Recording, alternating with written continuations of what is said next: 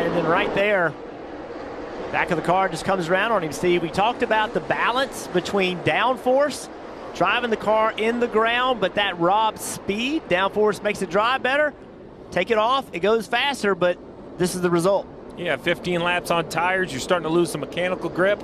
That way when that arrow, that crutch, that side force you're leaning on like a cane goes away, the back of the car slides around. Fortunately, no contact. Fortunately, you know, nobody hit him. He didn't hit anything. It's yourselves. And Steve, with them staying out when that caution came out, you also would not expect. And the 18 of Creed, the leader, around he goes. Lock it down, lock it down, lock it down, get a straight here. Now the 18's up the racetrack a little bit, and now he's pulling the air off the back of the car. That's the second Joe Gibbs Toyota we have seen spin out with no contact. That tells us they qualified fast. There's your pole sitter. He has low downforce in that car. The minute that Riley Herbst put his front bumper at his rear bumper, around he went, all the downforce left the car. And now with low downforce and no track position, it's an uphill battle for the 18. So when they pit and change tires, they might want to make some adjustments, knowing they're going to have to work through traffic. Luckily, no real damage to the 18, no contact. 3 wide for third.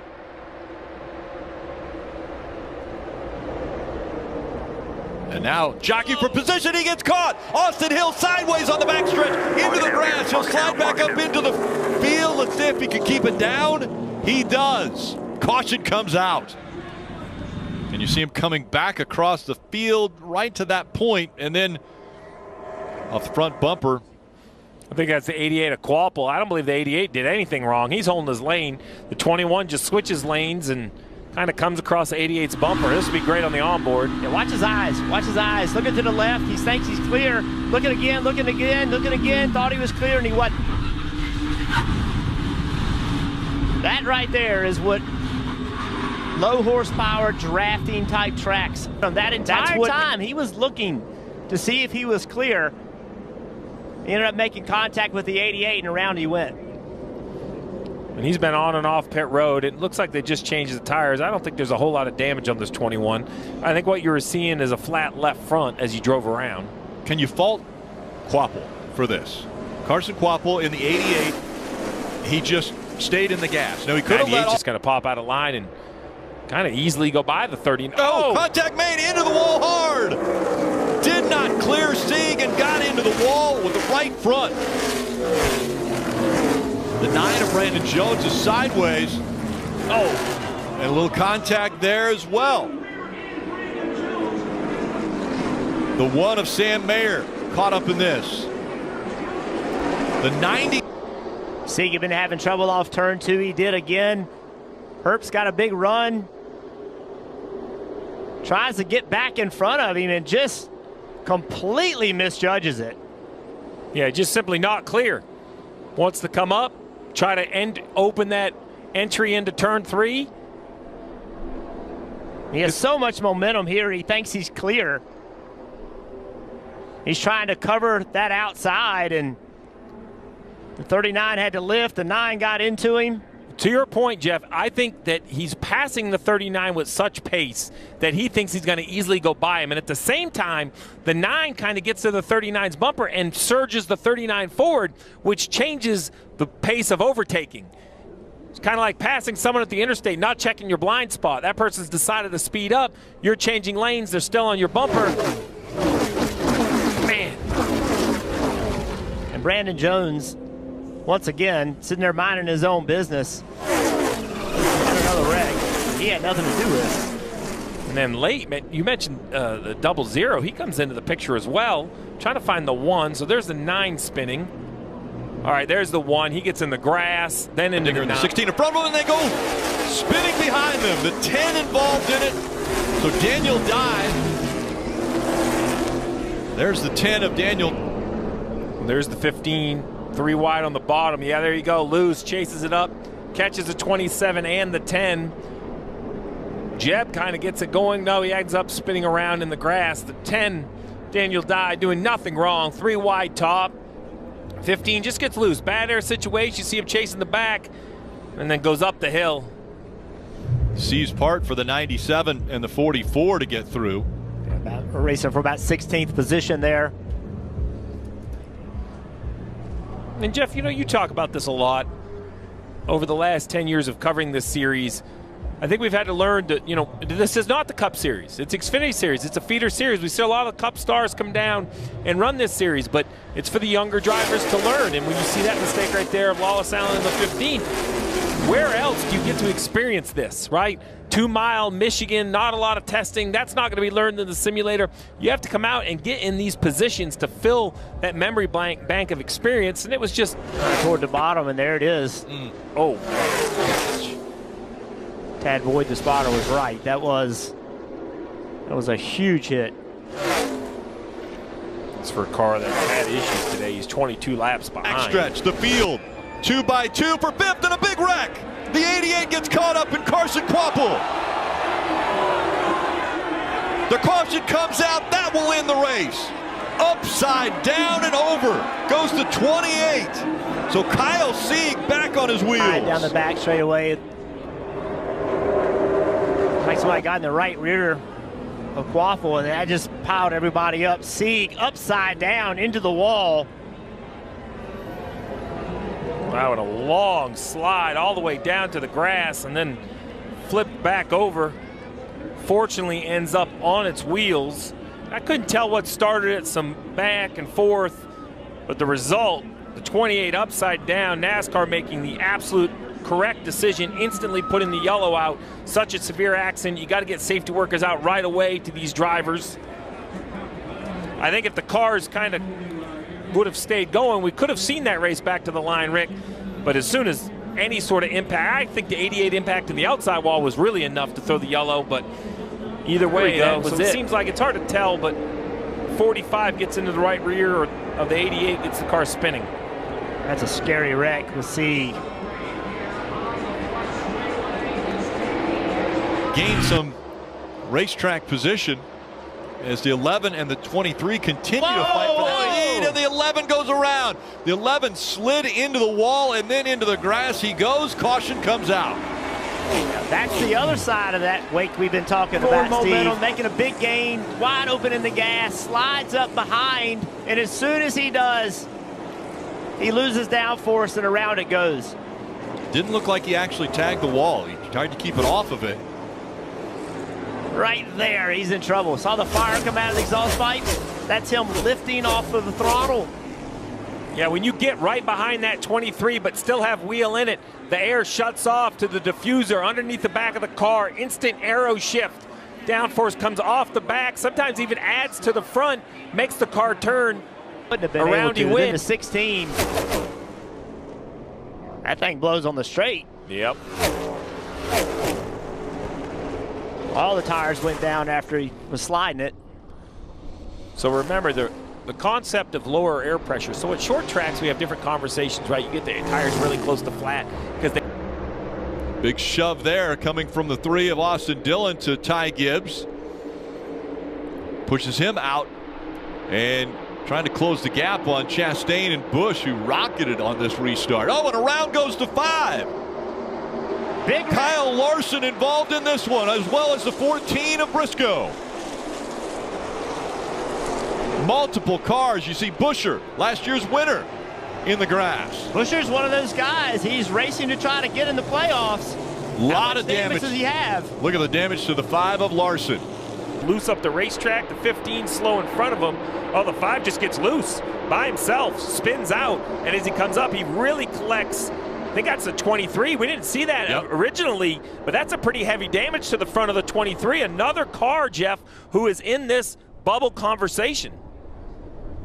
Yeah, nothing he can do. Larson's just on the slide right now. Now he's in the gas trying to keep from hitting the wall. Bubba Wallace trying to avoid him.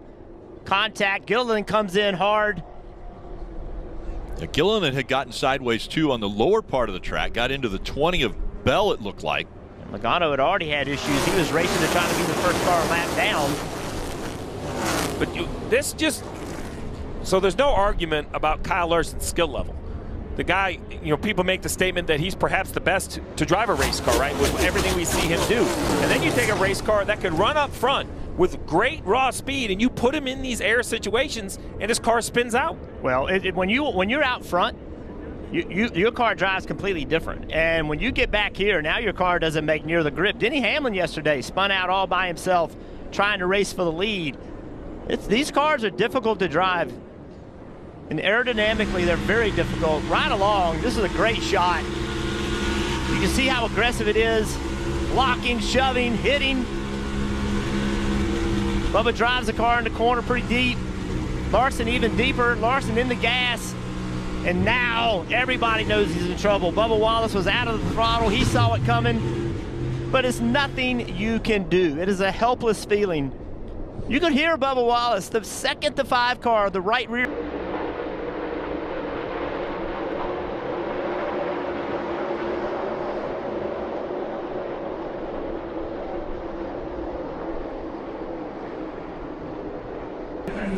Going by Noah, a little bit of contact on with the right front fender.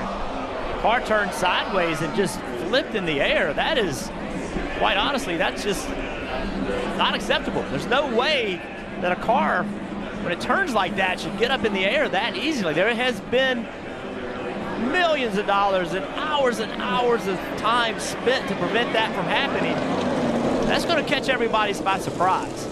And you see right there, slide, that gives you a great view of the whole underbody we talk about, the underwing, everything that people talk about for damage. And then here it catches the grass and a couple pretty violent tumbles. I mean, you said it, Rick, 3,000 pounds. It looks like a Matchbox car just tumbling through the grass. Let's watch it again, Jeff. This he has earlier. A big run. This was earlier. So this was, they were racing, this was the lap before.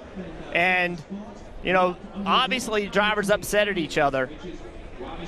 But, you know, right here, I just feel like, yeah, he's just turning, right? And I can't tell from this shot if Noah comes down or not, but either way, this car to get in the air like that is shocking. Here, upside down into the wall. Yes, Rick, to answer your question, the roof flaps are designed to keep these cars on the ground. That car left the asphalt faster than I have seen, right? I mean, when it turns sideways, I mean, look how violent this flip is.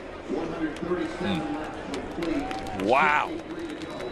You can see right here, he turns to go underneath Noah, and a little bit of contact. Noah really never moved his car. That was. I'm going down the backstretch, and look at him fan out behind him. Whoa! And around goes the one. Ross Chastain spins into the inside wall. Caution comes out. I don't think he ever hit. No, he never did hit the inside wall. He's still on the gas. Trying to make sure he does. This is where it all starts. Alex Bowman loses control of his car. That stacks everybody up. And now look at all this chaos. Chastain was 11th. When he spun around and into the grass, now he was trying to go there. We heard him in the throttle, right, Steve? And you nailed it. You said he came out. And I'm looking at this, and the 24 may have been in front. Well, it's electronic. It's not cameras at this point because it's not the finish of the race. So we'll dial a little bit of understeer in through 3 and 4. Easy flat. It looks fast. Is it fast, Kev? 3 poles on the season, looking to get one on the oval. It is going to be tight. 179.9 is the first lap, and he's going around. Colt Herta is in the wall. A completely right-hand side of the right front of the car, try to take some front grip away. Oh, man, he just kept that slide going for so long. Hands off the wheel, completely square on the back of the car. Gets off the brakes there, which is, I don't even think. Simply. I don't know, man. I'd want that thing back in the garage to at least make sure everything's pointed straight. I mean, the left rear maybe have actually clicked it. I think you see some tire marks. Yeah, you do, just beside that blue sign there. Watch the left rear as he comes around. It was such a slow, lazy spin. A key to speed in qualifying on these short ovals is a big arc, a late turn into the corner for a late apex. And maybe he was just a little bit too ambitious on how he got in there. Yeah, the left rear rather definitely got into the wall.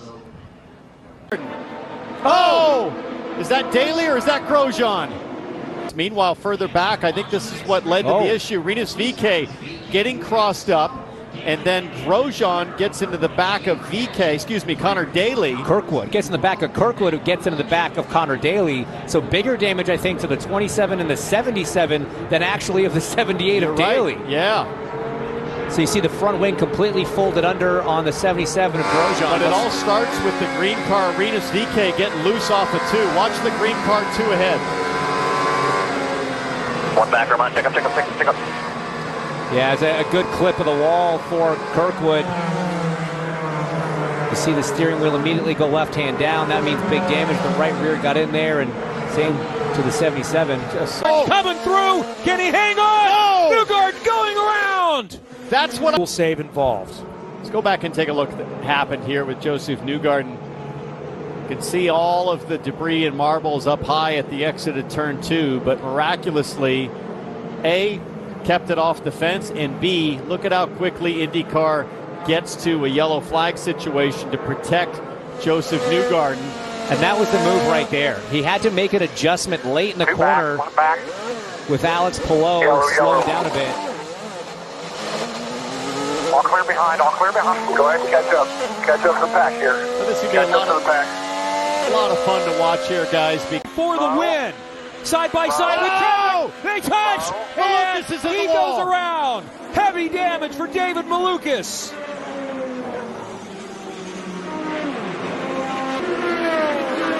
So Kirkwood comes down, takes a little bit of air away. That was tight. I think Will Power really pinched David Malukas to the high side. And knowing that he was going to have the dirty air from, I put that more on Power, to be honest. Yep. That's just situational awareness. You know that Malukas is going to pick up some understeer, being that close to Kyle Kirkwood, and really ran him tight.